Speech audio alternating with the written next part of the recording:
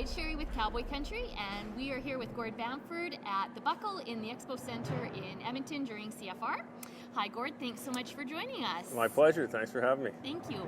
I just have to say, Your Disappearing Taillights, I think, is my favorite Gord Bamford song ever.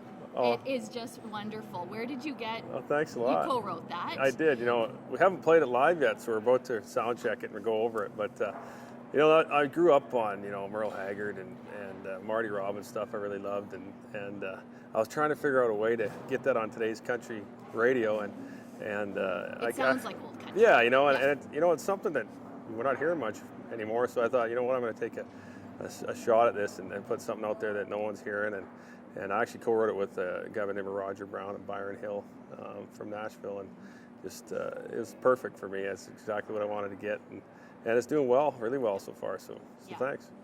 So Gord, when did you know you wanted to start entertaining and doing this for a living? Well, it really was never, when you're a kid, you always wonder what you're going to do in life. It was really never part of the plans, to be honest with you. I'm definitely not complaining now, but I wanted to be an athlete, kind of like every kid growing up, playing hockey and ball, and we lived on a farm, so I wasn't sure whether I was going to get into that or not. But I kind of went into a contest on a bet, a Search for the Stars. It was an Alberta contest, and I got into the last preliminary round, like the last night, and the next night was the finals at the Hay City Saloon in Olds, of all places. And I won the tryout round, and then I went into the finals and happened to win the whole thing. And I had a song.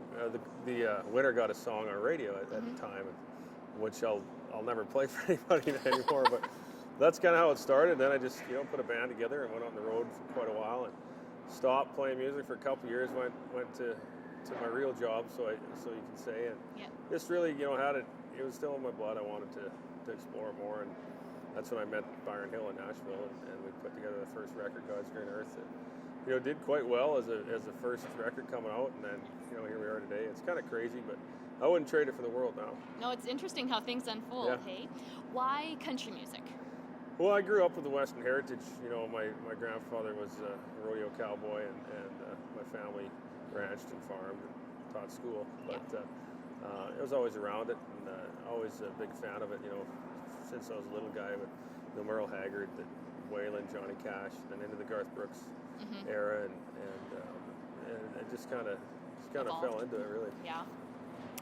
When you're getting ready for your concerts and everything, do you and your band have a ritual or anything that you do, pre-concert thing, or are you just up there? Not really. There's some high fives that go around, and everybody gets excited for the show. We always want to come out and put on the best show we can for everybody. We haven't played for 3 or 4 weeks now, so it's kind of nice to get back on stage. It'll be fun tonight.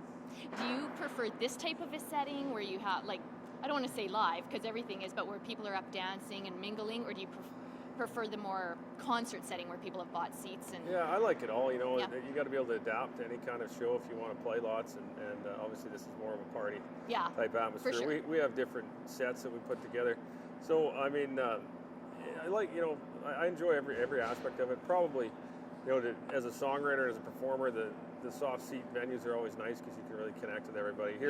Here your goal is to sell the buyer lots of alcohol. So you have a few songs that'll help. Yes, I do. So you do your best to do a great job for the people that brought you in, and we have fun. So it's all good. That's good.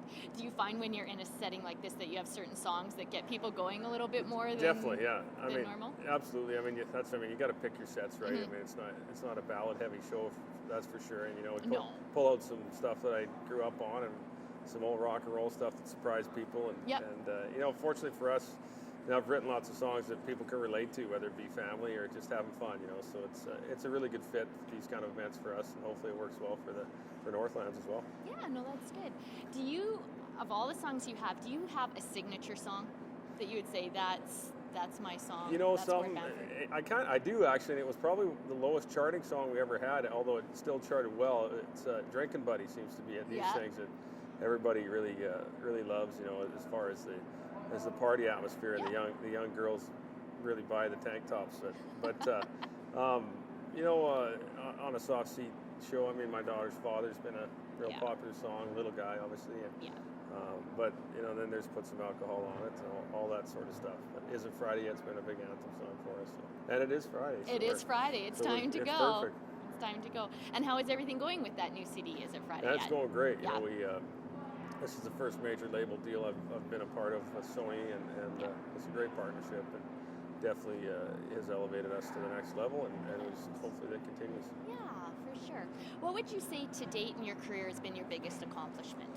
You know what? I think just getting my music out there and for people to really relate to it, and we've had a lot of great fan mail from people that how our music's affected their lives, and we've been able to build a foundation, Gord Bamford Foundation, which has given back to lots of underprivileged youth and single-parent families and multi-use facilities across Alberta, really, and that's probably been the most gratifying thing for me, is to be able to do that and give back to people that need it. I got a great letter yesterday from a family from the Make-A-Wish Foundation, where their little fellows, got cancer, and I think today they're boarding a plane to Hawaii, where we donated some money for their wish to go down there. So that kind of stuff is just worth its weight in gold. It's really something makes everything worthwhile. Yeah, absolutely. Hey? Yeah. With you have your little ones, and when you are out touring, what do they think of Daddy and what Daddy does? Well, the two little girls are real calm. I was on a conversation with my son's school teacher today, because he's a little bit of he tears around a little too much, gets in trouble. But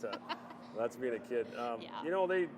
They're starting to understand it now. It's harder to go away from home because they don't want you to go. But I always get the question a lot, obviously, because of the nature of my business. But there's lots of people that work away from home, whether they're oil workers or people that travel. So I mean, it's not anything different. It's just I probably enjoy my work maybe a lot more than some other people. I don't know, but do they ever travel with you, like over summer break or anything sometimes, like that? my son comes out once in a while, and if it's close to home, we're actually headed to Australia in January to play 10 shows and then have the vacation. So the whole family's going with me on that one.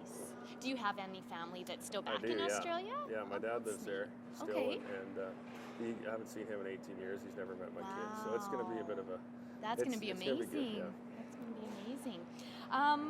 When you're not out touring and you are at home, what's a day in the life of Gord Bamford?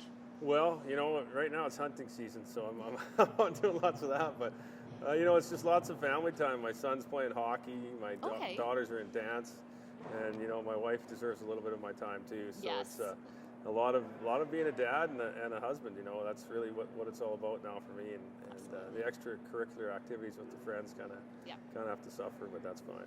Thanks so much, Gord.